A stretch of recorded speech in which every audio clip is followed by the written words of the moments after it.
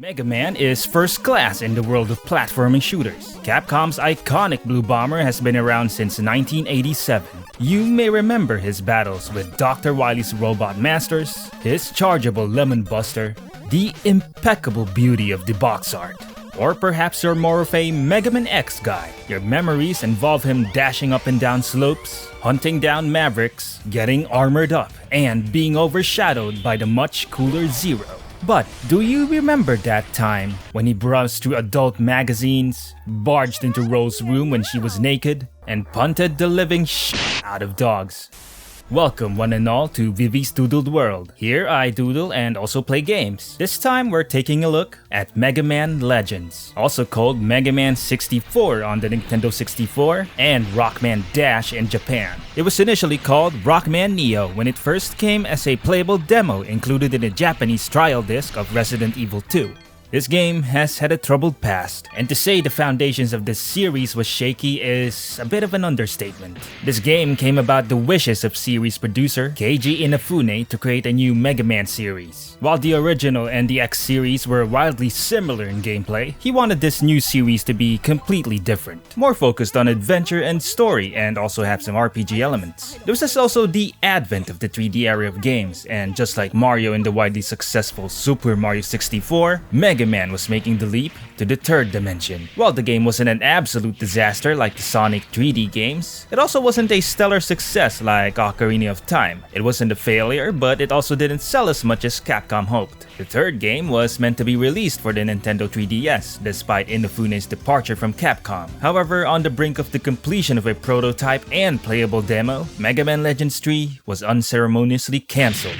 Fans of the series, myself included, were understandably miffed. So much so that multiple campaigns were kicked off to get Capcom's attention. One of which is the Facebook group Get Me Off the Moon, a reference to the second game's cliffhanger ending. So clearly there are people out there that love the Mega Man Legends. It'd be hard to think that given that reviews for the game ranged from positive to mixed when it came out. But if you want evidence of the fans' appreciation and disappointment, look no further than this documentary of Mega Man Legends 3, created by that Facebook group.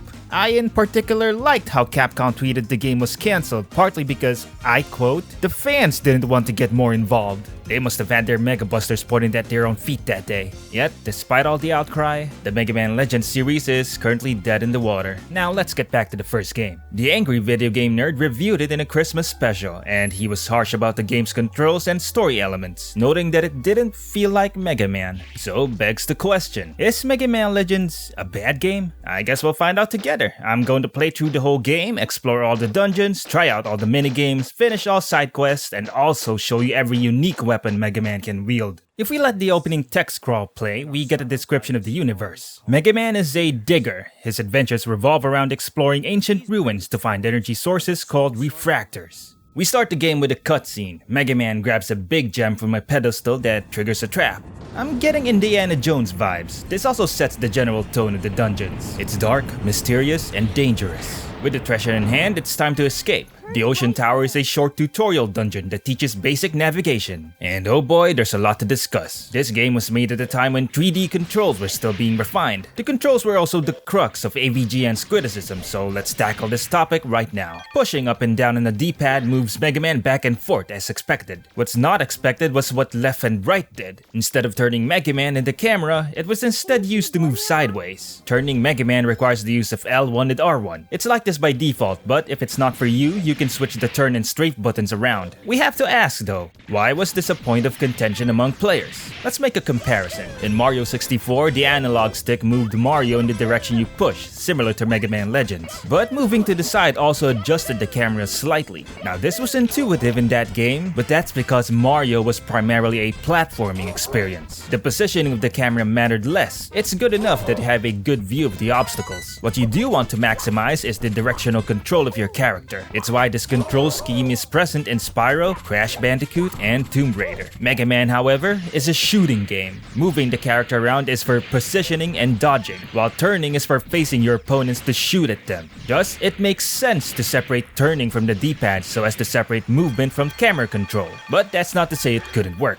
The Armored Core PS1 titles had controls that turned the player with the D-pad, and that didn't stop the game from being successful and fun. Speaking of shooting, shooters, Doom is another example. But we all know which movement scheme would endure. In today's standards, the left analog stick is used purely for lateral movement. It doesn't take long before we encounter our first enemy. These are the guardian robots of the ruins called Reaverbots, which means it's time for combat. Pressing square fires the Mega Buster, and it's a bit different compared to OG Mega Man. Holding down the button doesn't charge up the Buster. Instead, it initiates auto fire, with Mega Man pausing every 3 shots. The range, at least for now, is also quite short. Buster shots disappear after traveling just a few meters. Circle is the examine button. We press this to look at stuff and open doors and treasure chests. Dungeons are segmented into areas. Walk up to this door and press circle to proceed to the next. Although the first level has enough enemies to make it engaging, the constant talking does slow down the action a bit. We eventually get to this room. A Reaverbot is hanging from the ceiling, and it's here we run into an issue. Holding R2 activates free look mode, allowing us to look up and down for vertical aiming. But if an enemy is nearby, it locks onto them. Actually quite handy for facing the enemy quickly. However, since this button is also for free look,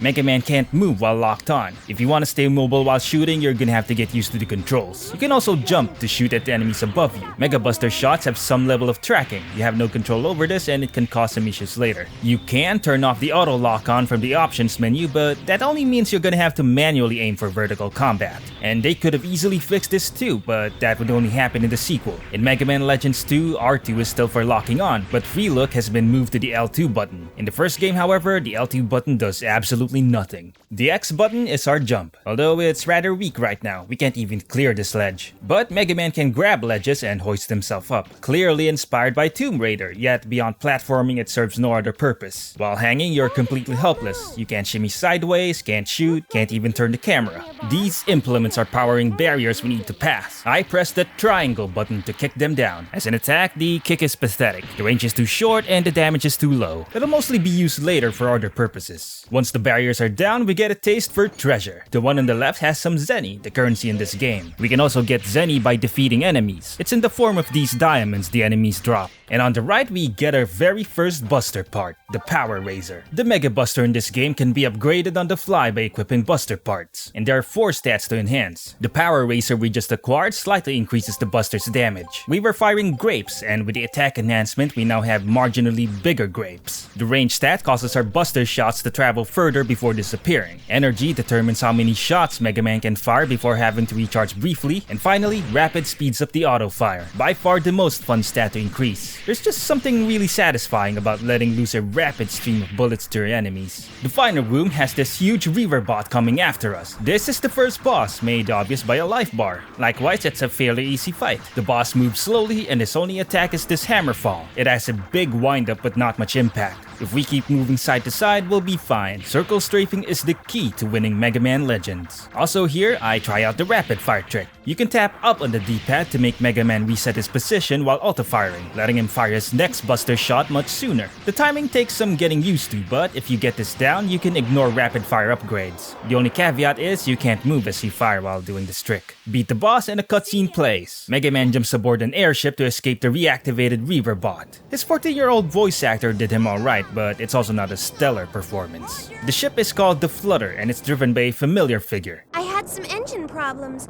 and It's okay, Roll.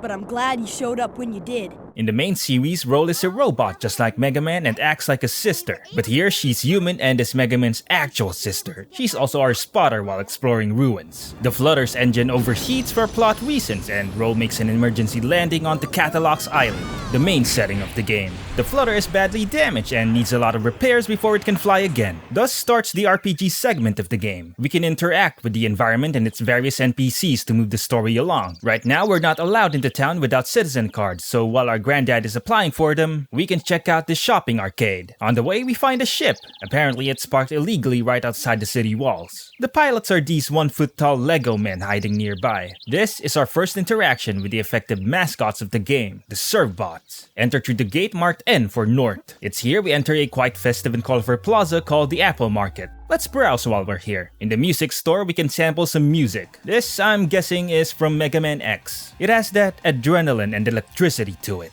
Have a listen.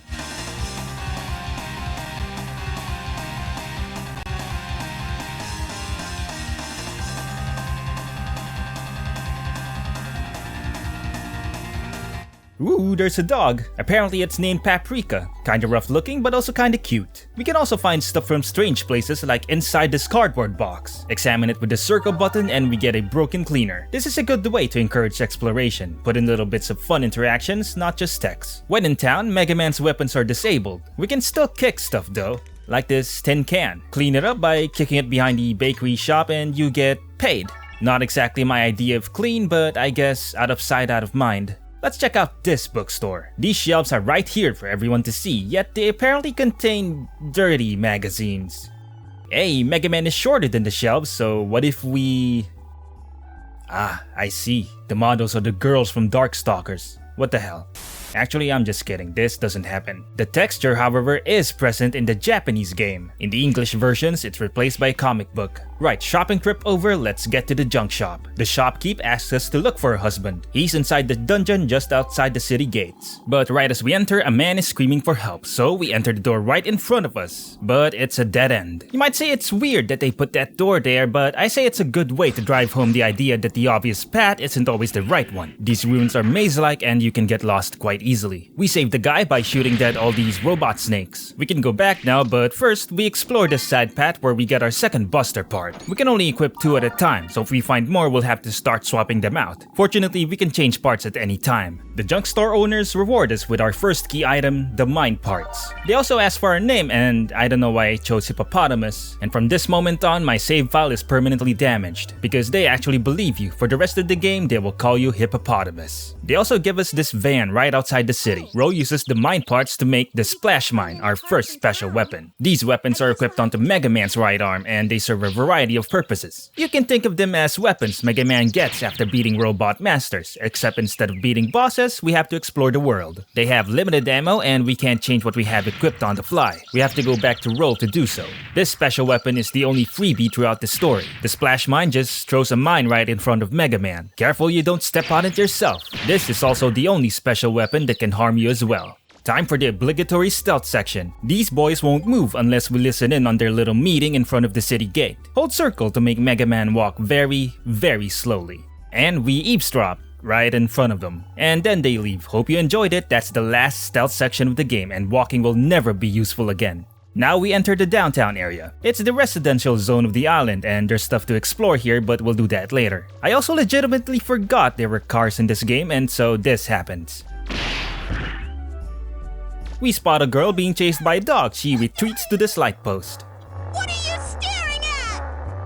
I'm not a circus clown or something. Go on, get out of here. Oh, it's just Paprika. I'm sure we can make him settle down and stop barking at it. Nope, playthrough's over. Yeah, that's straight up animal abuse. This option to kick the dog is only present in the Japanese version. In the English versions, this is removed. We're instead supposed to talk to the dog to calm it down and make it leave. As far as localization changes go, this is one I can get behind. So we save the girl.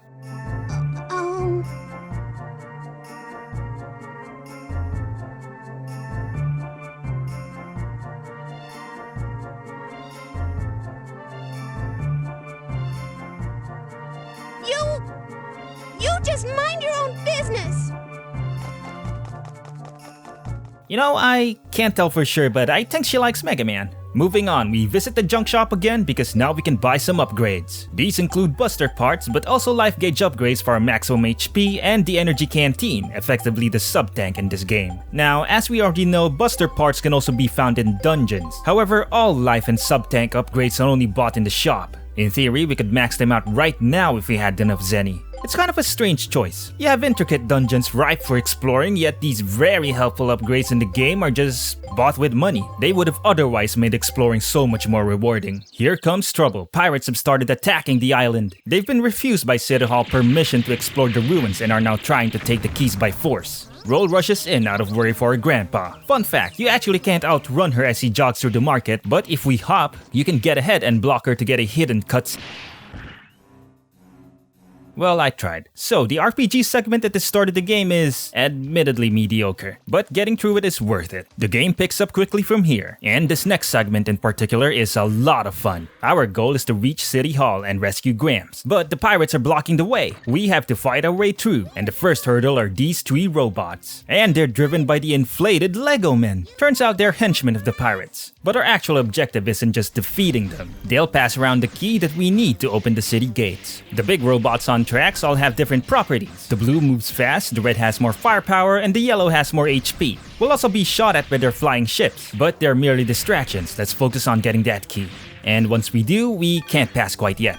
An even bigger robot jumps in. It's this octopus-looking thing. And it's piloted by the lady we saved. Alas, we can talk about her. This lovely lady is Tron Bonne, one of the 3 pirate leaders and creator of the Servbots. She has an obvious crush on Megaman but doesn't really like to show it. Ah, the push and pull of a tsundere. It just works. She is by far the most enduring character from the series, appearing as a playable character in the popular fighting games Marvel vs. Capcom 2 and its sequel MVC3. She was also in 2 crossover JRPGs, Namco X Capcom on the PlayStation 2 and Project Cross Zone on the 3DS. And not stopping there, she has her own spin-off game. The Misadventures of Tron Bonne was released a year later after Megaman Legends, and it's a fun game in its own right. She's also the creator of the Servbots. There's 41 in total, and although they're mechanical, they are sentient and childlike. They can feel pain and emotion. They can even cook because they can taste and smell. Most important though, they are adorable.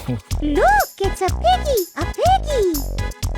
Oink, oink. It's not highlighted in this game that all 41 have unique personalities. You can discover all of them yourself if you play Tron's spin-off game. You can even argue the Servbots have a bigger legacy than any other character in the series. Servbots are present whenever Tron appears in other media, but their imagery can be found in even more Capcom titles, like in Dead Rising. In fact, I say they deserve their own spin-off game, Servbot X Capcom. I'd play that game 100%. During the boss fight, I actually take quite a bit of damage, and this is another mechanic that differs from the main series. He has 2 reactions. One is a small flinch, usually resulting from light attacks like this machine gun burst from the boss. This one has no recovery time, so you can get comboed pretty badly. The other reaction is more familiar. Megaman is sent flying if he takes too many hits in a short period or is struck by a powerful attack. It also happens whenever he's hit while mid-air, and like in the main series, this one gives you time to recover. Megaman also has a shield that absorbs a single hit. You can tell it's down if the life bar glows red, and it'll recover after some time. So Megaman actually has more life than what's indicated. It can also break,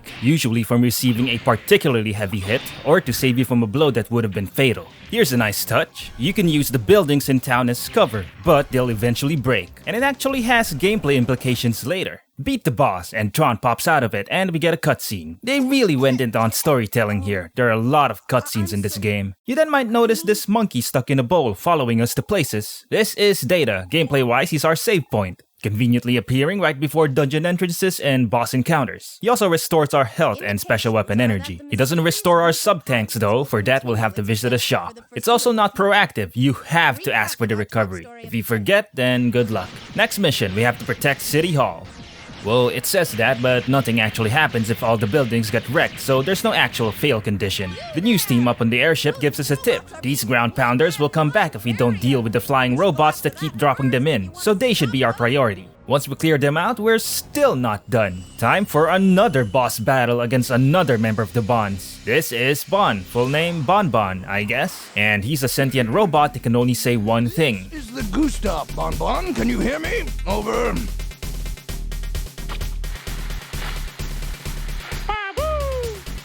By far the weakest character in the series. I mean, how much personality can you give a character that only repeats one statement? Touché. So we win and save Gramps and the mayor. This story stuff unfortunately slows the game down yet again, but not to worry, we can jump straight into action immediately. The pirates have been driven from the city, but they're not quite ready to give up. They've moved on to the closer woods up north, and since the city won't give them the keys, they'll just dig their way in. Clearly, the police are outmatched. The pirates have tanks and artillery. You know what this means? Time for the blue teenage boy to save the day. The hills are too high to jump normally, but we can use the slope to get up there. Worth it to get the safety helmet, we'll use this later. There are also some houses here, which includes a shop. Watch out though, going inside any of the houses will cause all the enemies outside to respawn. Another nice touch. Destroying the enemy tanks and mortar will eject the Servbot pilots, and Mega Man is rewarded again for being cruel. Kick them around enough and they'll get charred and start dropping health pickups. There are ruins here that we can explore. These are actually optional, but there are parts inside we need to make special weapons, so let's keep that in mind. We do pick this neat little flower though. Maybe we can give this to Tron, have her really blushing. Time for a showdown with the leader of the Bonds and my personal favorite, Diesel Bond. I think this is a good opportunity to talk about the pirates. Waiting long enough at the starting screen actually gives us a bonus cutscene showing the Bonds arrive at Cadillacs Island. The Bond trio are siblings that have one singular mission. And can you make a guess? That's right, they want to get rich. They want treasure. Just how pirates are supposed to be. The voice acting in this game is passable, not exemplary but not bad either. But there are standout performances. Diesel in particular is excellently voiced. Our firepower on him. We won't cut him any slack just because we outnumber him. That kid's going down. Just wait till you see, Diesel. I've got a new robot I've been wanting to build that'll do the trick. Tron and the Servbots also stand out. We'll also bear witness to their stellar character build-ups as the game goes on. Diesel is digging the area around the ruin entrance with their digging robot called the Marwolf. And the holes are already pretty deep. The Marwolf is heavily armored, so we can't damage it by shooting at the body. Instead, we have to climb out of the ditch and get on top of the robot. Its weakness is this hatch, shoot it whenever it opens. The area you can stand on is also pretty small. I actually fell off a few times. And since Mega Man doesn't have a helmet, he hits its head and takes extra damage. We can slow the boss down by shooting its tracks, but staying in the ditch is actually quite dangerous. There are tanks shooting at us from above. Its deadliest attack is this green energy blast. It does quite a lot of damage and can break Mega Man's shield. They also home in on Mega Man, and it is deceptively accurate. Just jumping up doesn't work. The best way to dodge them is by going Dark Souls. Press either L1 or R1 with the X button to do a tumble roll to the side. I only did this move by accident when I was a kid, and you probably did too. And you know what the problem is? Well, they don't teach you this, ever. I accidentally stepped on one of my mines and almost died. I also used up my sub-tanks earlier, so one more hit and we're dead. But by throwing mines into the hatch, we make quick work of the boss's health. Put out the fire! Put it out! The automated fire extinguishers aren't working. What? But it's inconceivable! How could a little punk like that ever defeat me? The mayor calls us back and thanks us by giving us access to all the island's ruins and making us pay for the city repairs. Yeah, seriously, she calls it a donation to help with the repairs, but the damaged buildings actually won't be restored if we don't donate anything. We're also given digger licenses. In this game, we got them just by progressing through the story, but in the sequel, the licenses are entirely optional and actually makes the entire game more difficult. In the first game, we're stuck with normal difficulty, at least for the first playthrough. Time to visit Ro. She's done repairing the van we got earlier, paint job and all. Man, she works quick. Also, she's really eyeing the flower we picked up. I don't want to give it to her, this is for Tron. Damn it, the game's giving me no choice. Ro just robbed Tron. Inside the car, we can upgrade our special weapons. I upgrade the splash mine for more ammo and attack power. We can also develop new items from here, like buster parts, upgrades, special weapons, and in this instance, Mega Man's helmet, which is made from the safety helmet we got earlier. Let's try it on.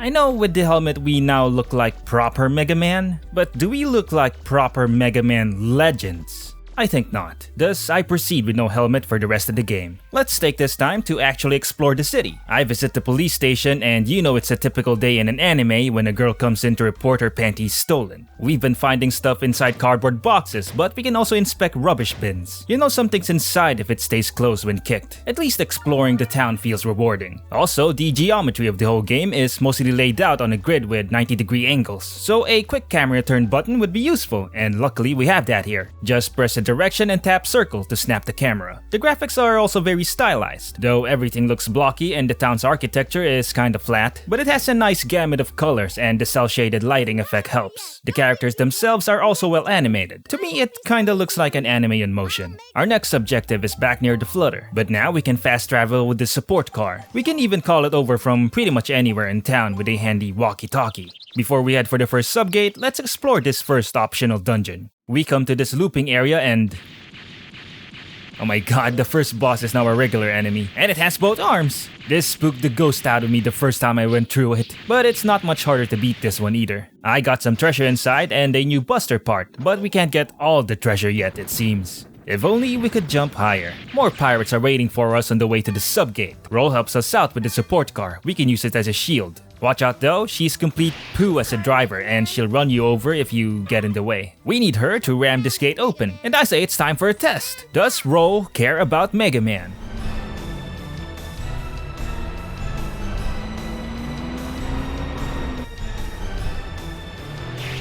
Oh, Megaman, I'm so sorry. That answers that. Tron's becoming more and more best girl. Enter the subgate, which is actually a dungeon. The objective is already right in front of us, a big yellow refractor. It's shielded though, and we need 3 keys to operate the control panel. Overall, it's a pretty simple dungeon. But I want to specifically mention this puzzle. It has a conveyor belt that we have to use to break a rusted chest with a grinder. It's a nice addition, but this is also the last dungeon with puzzles like these. I really wish there were more of these, but that's not until the sequel. While exploring, we find the spring set, which is a really important item. It is hard to miss, but if you do, you cannot finish the game without it. Get the last key by solving the last puzzle in the game and deactivate the shield. And now for the big refractor.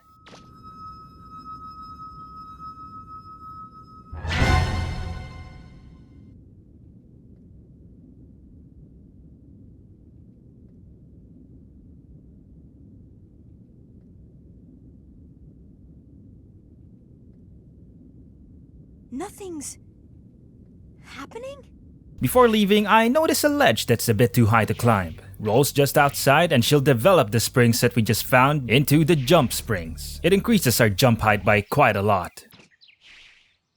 That's some really big airtime. It's actually quite satisfying. We also develop a new special weapon, the grenade arm. Let's try it out. The high ledge actually connects to the optional dungeon nearby. The grenade arm doesn't damage us when it explodes, but it's difficult to aim properly and Mega Man doesn't throw it very far. It also takes quite some time to explode. It's not proving to be very useful. We encounter these green walls. They're colored differently on the map screen, so maybe we can break them. Spoiler, we can, but not just yet. We go to complete our donations for the town's repairs. In a nice touch, if you go outside, you'll actually see the buildings being repaired, 1 floor at a time, but it'll cause an issue later. I also find an item inside this trash can, the Bloom Bear parts. This actually doesn't appear here until after the pirates attack, so you can easily miss this. Take it to Roll and she'll develop the Machine Buster. It's a rapid-fire machine gun. The damage is pretty weak, but it's unique in that it's the only special weapon Mega Man can fire while moving. It uses up ammo quickly though, so it's in desperate need of an upgrade. Now that we can jump higher, we can go back to closer woods and jump on the hills much easier. Visiting the shop again, a bunch of new items are available. We have armor upgrades, with each one reducing damage Mega Man takes by 25%. Again, if you have the cash, you can fully upgrade right there. Also available are consumables. The Hyper cartridge is very useful as it restores our special weapon energy. The Chameleon net makes us invisible for a bit, and the defense shield gives us brief invulnerability. I didn't really use these much. We can also carry just one of each at a time. They also now sell stronger buster parts. I buy the laser for a massive +4 to our attack.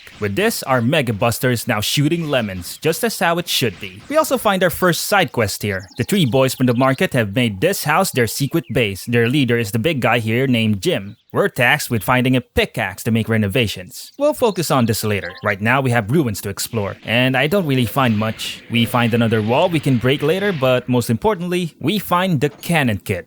Bring it to Roll to make my personal favorite weapon, the Powered Buster. Before we move on, let's do another side quest. If we visit the inspector in the police station, he'll tell us a little kid with a yellow face dropped 3 things downtown and we'd better run. What, is Bart Simpson in this game? Also note that the game doesn't track any of your side quests, you just have to remember them. You say hardcore, I say classic, but some might also say archaic. We get to downtown and find the things they dropped are actually bombs. One explodes right in front of us without commotion. We have to find the other 2, but we'd better be quick. We can ask the townsfolk for hints on where they are. One is on the roof of one of the houses. The only way I know of to reach this is to precariously hop atop one of these flat lamps. If you don't have the jump upgrade, you can't get this bomb. Now for the last bomb. This lady tells us she saw one near a green-colored house. I check the 2 greenhouses nearby and find nothing. Time runs out and the bomb explodes, and it was nowhere near a greenhouse. Or no, turns out it was. But the problem is that building is under repair and I can't see the color. And the NPC's dialogue doesn't change to reflect that.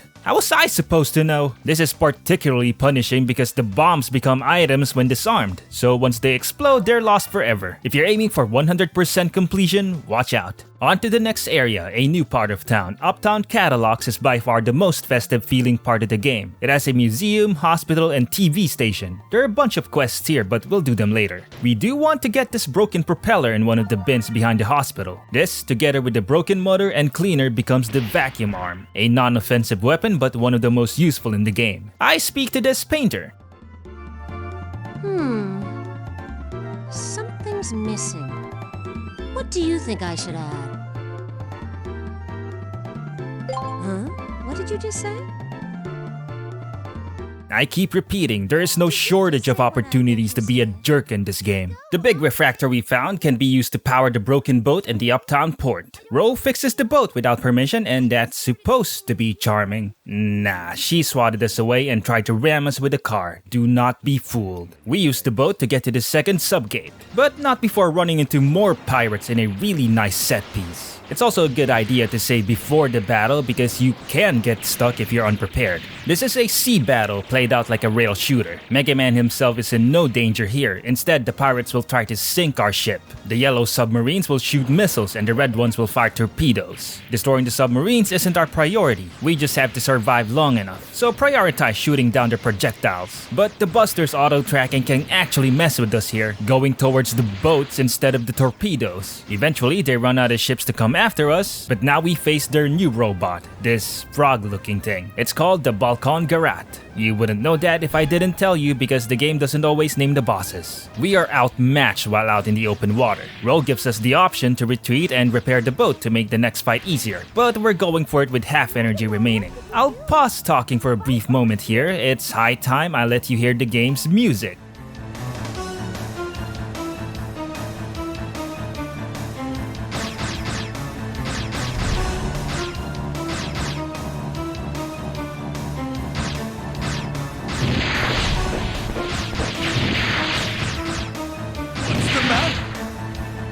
If you don't watch it, you're gonna end up with a big hole in your backside!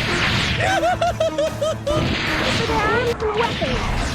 It's nothing more than a big frog if it can't shoot.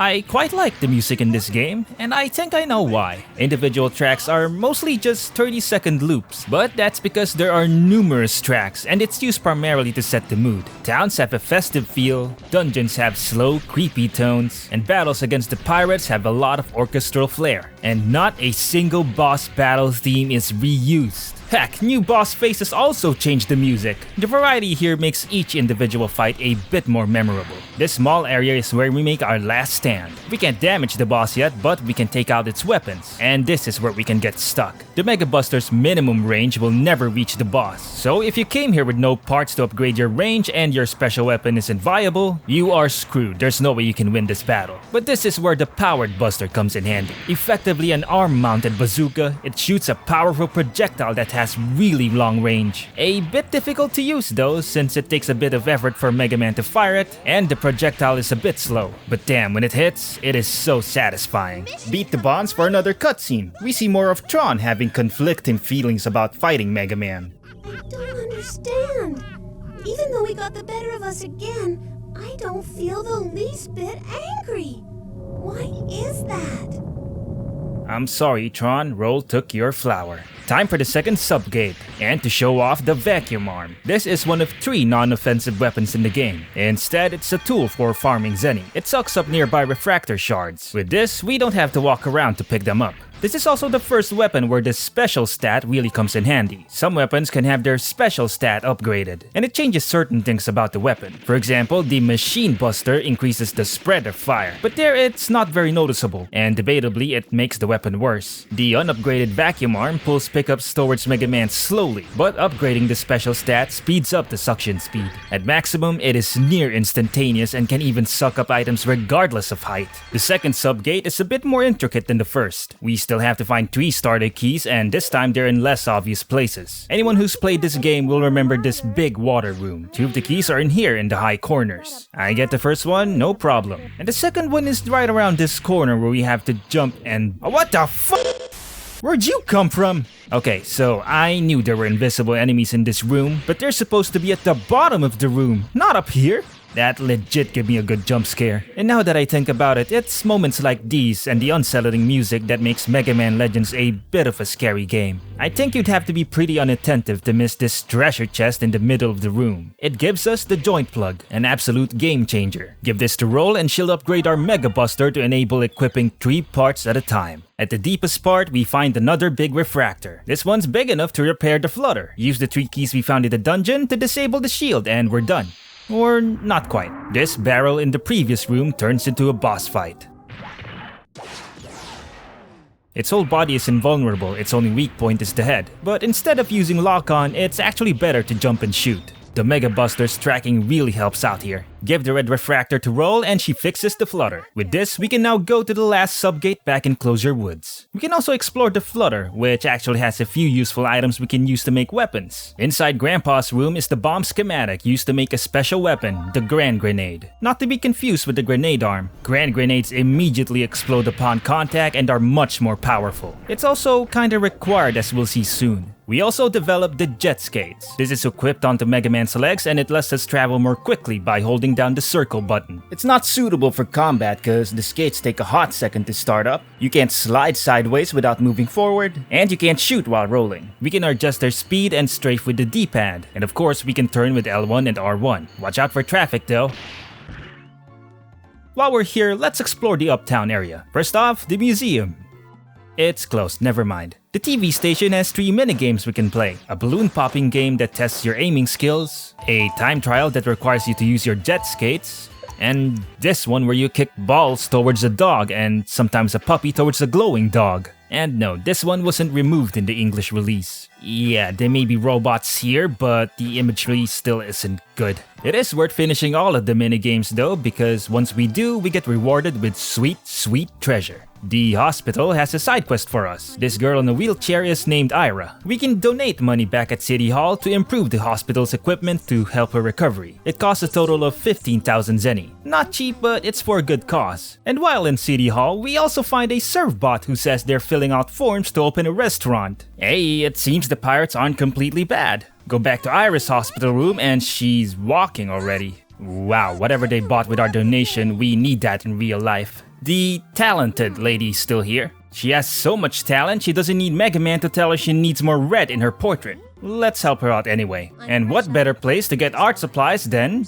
that's right, a clothing store. Enter the hip bone at the Apple Market and talk to this receptionist. We ask her for red chalk, but she doesn't have any. Ooh, what a surprise, I wouldn't have guessed that. So she gives us some red lipstick instead. Take it back to the painter and she'll gladly use it to finish her painting. This is a silly side quest. Now where'd she go? Ah, the museum, of course. It's now open. My real job is here, working as the curator.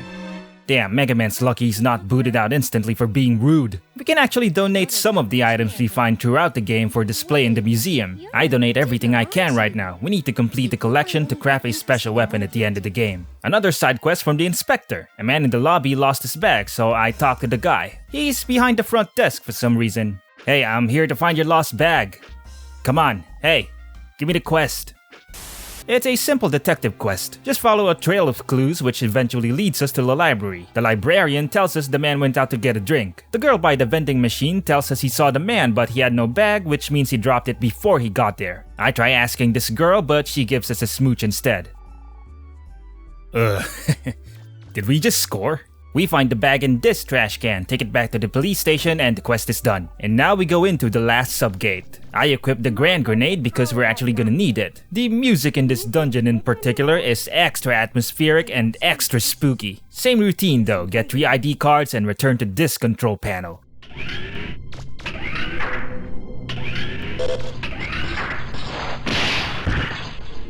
Well, thanks for the jump scare, game. There was no way I could have seen that coming. The dungeon itself is much more intricate, lots of doors and loops. Eventually you come to this room. It seems to be a dead end, but there's actually a part of the ceiling you can break. You need a strong weapon to smash it open. Those that don't figure this out will no doubt get stuck because you're only told once what to do. It's for this reason I put on the Grand Grenade. Mega Man's throw barely reaches. But just beyond that, we arrive at a surprise boss fight. These Hound Reaver bots will chase you around relentlessly and can also breathe fire. And it's made more imposing by the fact that there's 3 of them. There was no opportunity to save right before this, so if you lose, you have a good chance of losing progress. Although the dogs are persistent, they don't coordinate their attacks to surround you, so keep moving and you'll be fine. Circle strafing wins the day again. Get all 3 ID cards and activate the control panel. It opens up the final dungeon in the game just east of the city. We also developed the Active Buster. It's one of the best weapons in the game. We equip it now because this next fight is gonna be good. Cause as we head home, we are ambushed by the pirates. And this time we are up against the mothership itself. The Gesellschaft dwarfs the Flutter in terms of size. We stand atop the Flutter's platform to fight back. Unlike the sea battle, we can actually get hurt here, so we have to defend ourselves and the Flutter. Thank God there are invisible walls preventing us from falling off. Time to use the Active Buster. It's a homing missile launcher. It fires rapidly and packs quite a punch. And we can improve its tracking further by upgrading the special stat. It is, however, the most expensive weapon to upgrade in general. You'll end up sinking 1.5 million zenny to max it out. This moment in the game is so memorable because of its huge skill. But in replaying it now, it's actually a simple fight and also really easy. Just damage their wings and underside while fending off cannon fire. Dieselbond's comment is spot on when he says this. What kind of firepower are they packing on that little ship?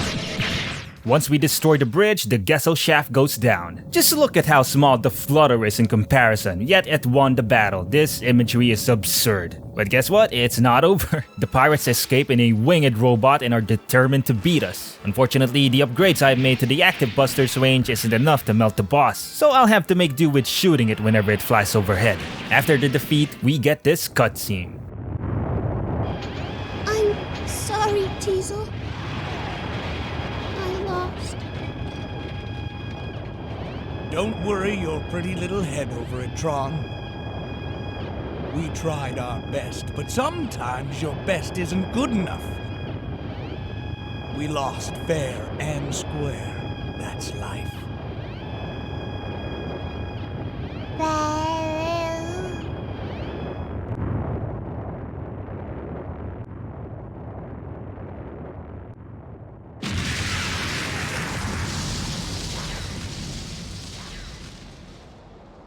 It's taken me this long to mention, but I feel it was worth the wait. The absolute best aspect of this game is most definitely its villains. Mega Man and Roll in comparison are flat and predictable. They want to do good, they want to protect their loved ones and protect the innocent. And on their days off, they try to be grade A jerks. The bonds, however, are much more complex. Teasel has his honor as a pirate and a man. Tron is affectionate towards her brothers and the Serv boss and is actually conflicted about fighting Mega Man. Their characters unravel right before our eyes and they're written really well. And don't you worry, they survived this crash and it won't be long before we see them again. To get to the final dungeon, we have to pass through the old city, and when the game says there's nothing here, they are not kidding. No items, no side quests, just dogs chasing you around. They can't hurt us though, so there's some justification to kick them into settling down. But I know what you're thinking. Why wasn't this changed in the English release? And the answer is, it was. Here you kick them once and that's it. They calm down and become invincible. In the Japanese game, however, you can punt them as many times as you like, and I'm not showing that. And at last, the main gate. Oh, hang on, there are cats here. We check out one of them and... Yup, we unleash it inside the Flutter. Pretty soon this ship is gonna get stinky. Let's test a new special weapon, the Blade Arm. It emits a laser sword but also lets off a short-range energy wave. Sounds cool on paper. In practice, it's slow and pathetic. In terms of damage, it's pretty weak as well. I really wish this weapon was better, but it just sucks. I changed back to the Powered Buster. The main gate is a downward spiral with some side paths. The very bottom, however, is sealed off, and can you guess what we need? That's right, 3 keys. But they're not found in this dungeon. Instead, we open the entrances to 3 sub sub-cities that have popped up around the island. It's there we find the keys. Before leaving though, I make sure to pick up this blunted drill at the end of this winding path. Conveniently, this door in the dungeon leads to the old city, where we'll find the first sub-city inside this warehouse. But inside, we also find... it's the pirates with their biggest robot yet. They are much more well off if they can repeatedly make machines like this. Time for a brief commentary pause. Let's enjoy this moment between Tron and Megaman. Huh? Hey, you! Do you know what happened to us thanks to you? I thought I was going to die! Huh?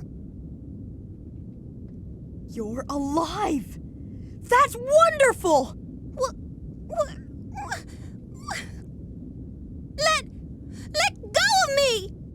This is Theodore Bruno, and Jesus, look at that life bar. Standing right in front of it is dangerous. Its foot cannons fire at you constantly. It's also heavily armored. We have to aim for its torso to damage the boss. The best attack vector is from behind. We can also climb atop buildings for a better shot, or we can just jump and shoot. But the Buster's auto-tracking gets really confused here. This is another great boss fight. Lots of action and a great set piece. It's also the only use of this otherwise empty section of the game. Before the finale, let's clean up all we can do. The first is to sweep all the optional ruins, and to do that, we use the blunted drill we found back at the main gate to develop the drill arm. We use it to destroy those strange walls we found. We can also use it as a weapon, but it's very risky and not that powerful. You have to be close enough to lick the enemy for the drill to even connect. We also realize something as we make our final sweep. All of the ruins in this game are actually connected. You can enter the first optional dungeon and trace a path to the main gate. It's another nice touch. However, it's made unintuitive to navigate because the map system sucks. You can only view the map of the area you're in, and it's not shown how the areas are connected. I actually got lost several times. Now for the last 3 side quests. A pregnant woman from the apple market is missing. Find her just outside the city and take her to the hospital. Yep, it's that simple. Next is the secret base back at Closer Woods. We borrow construction tools from this guy near City Hall. Once we give a tool to Jim, the quest won't proceed until construction is finished. Thankfully, it's not tied to a timer. Just enter and exit the area a few times to trigger the change. And we have to do this trick twice to fully construct the base. Once it's completed, we can get some useful items in their stash, which we'll use to make special weapons. But to really complete this quest, we have to give Jim some stuff. The first 2 are beetles found in the grasslands outside the city. It's not too difficult. The beetle sprites do a good job of standing out among the green grass. The third and final gift for Jim is this comic book right outside the base on the hill. For our efforts, we get the X-Buster. I'm kinda sad that we can't put this on and fire charge shots.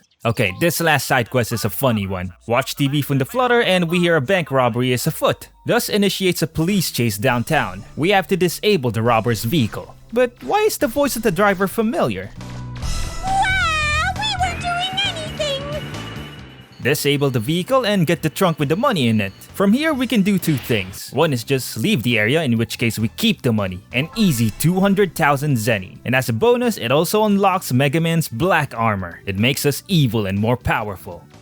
Or not quite. This is actually the karma system at work. If Megaman does unruly things like kick and destroy vending machines, his bad karma will rise and his armor will slowly darken. It's all purely cosmetic, there's no in-game effect for having dark armor. We can also raise our karma by giving rogue gifts, but I don't want to do that because of reasons you're already aware of. The other option is, of course, to return the money. For this, our reward is only 20,000 sure, but we're also given some wonderful lore. If we go to the only bank on the island, they weren't aware that there was a robbery. So what's going on? One officer back at the police station explains it all. The Serbots actually made a legitimate transaction. They just raised suspicion because they had so much cash they were in a panic. And here's the icing on the cake. Check downtown and there's now a new building. The Stripe Burger. Look over the counter and it's run by Serbots. If you're not sold on these guys by now, you should just admit that you have no soul. With all the subquests done, we proceed to the sub-cities. The sub part means they're underground. Not much to these zones though. The area is big but there's nothing else in them but the final keys we need. But to get to them, we have to clear out all enemies first. Completing the secret base gave us the shield arm. This is the only defensive special weapon in the game. It just puts up a shield that blocks enemy projectiles. So yeah, this is balls. But what kills it is being unable to move or shoot while it's up.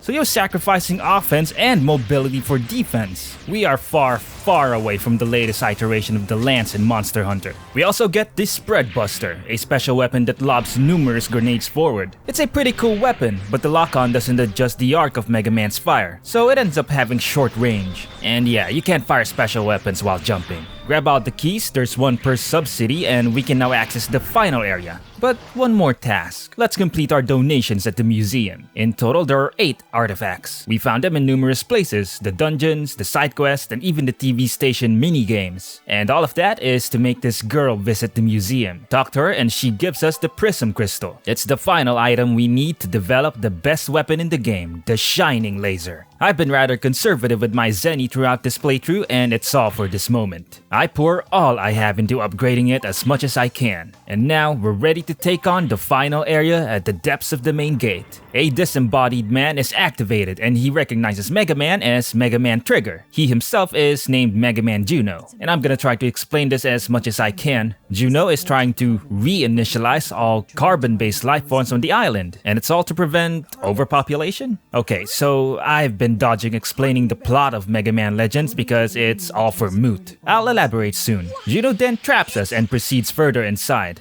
I wonder who'll save us? The police? No. Ro? Hell nah. It's actually the pirates that save us. They're no longer side characters, no longer villains, they're supporting characters and they are amazing. On the way to the final boss, we find this huge prismatic refractor. Right now we can't take it home, but if we did, I'd bet we'd be so rich. And of course, Data is waiting right outside the final boss room. He's got some strange dialogue this time though.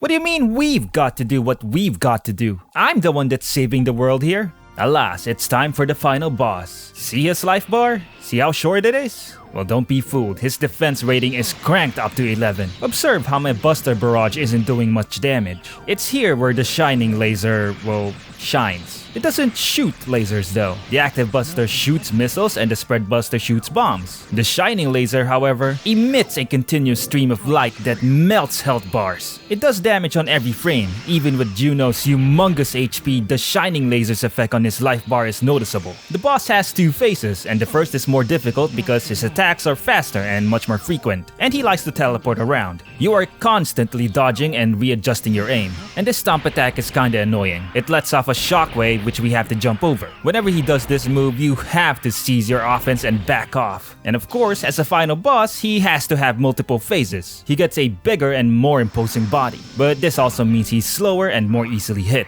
He also loses the ability to teleport. All of this just means we have even more chances to shred him with the Shining Laser. And once we win, Data stops the island's destruction by speaking to the dungeon's automated system. Okay, what is with this shift? Yeah, the plot just put me off. Prior to this, the majority of the plot revolved around our conflict against the Bonds. But near the end, it veered off into the mysteries of Mega Man's true purpose and origin. So how will the game explain all these new questions at the end of the game? Easy.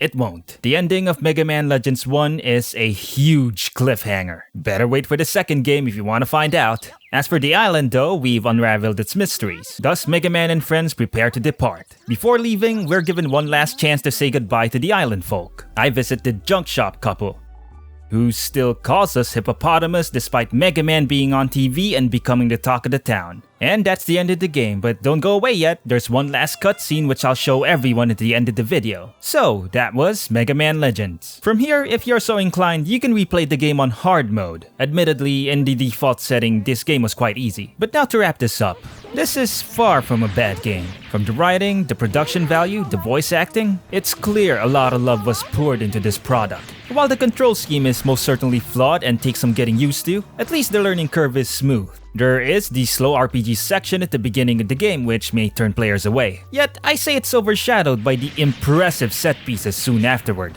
I should also mention the ports of this game gets a bad rep. With a cursory search, I conclude they performed terribly. Just note that I don't know the full story since I haven't tried them myself. So that's our answer. It's not bad. In fact, I'd say Mega Man Legends is a good game. The sequel would also go on to improve much of its design. But is it worth making another video out of?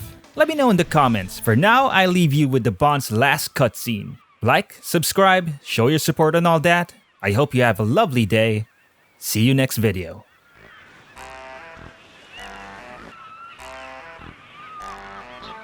Well, there they go. Not a care in the world.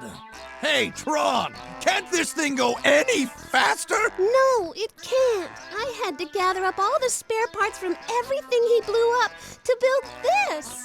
That's right! That's right! We'll just have to rough it until we get to the next island.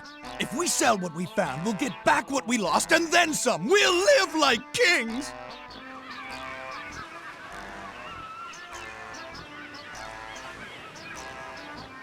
Who would have thought there was such a huge refractor down there, and all we had to do was just wander in and pick it up? I told you we'd have the last laugh!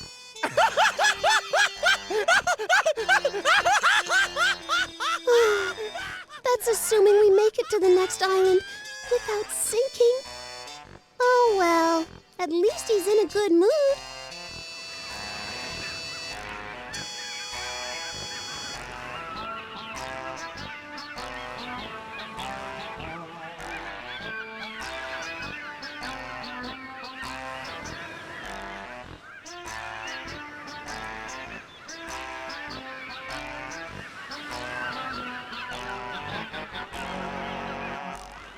Babu.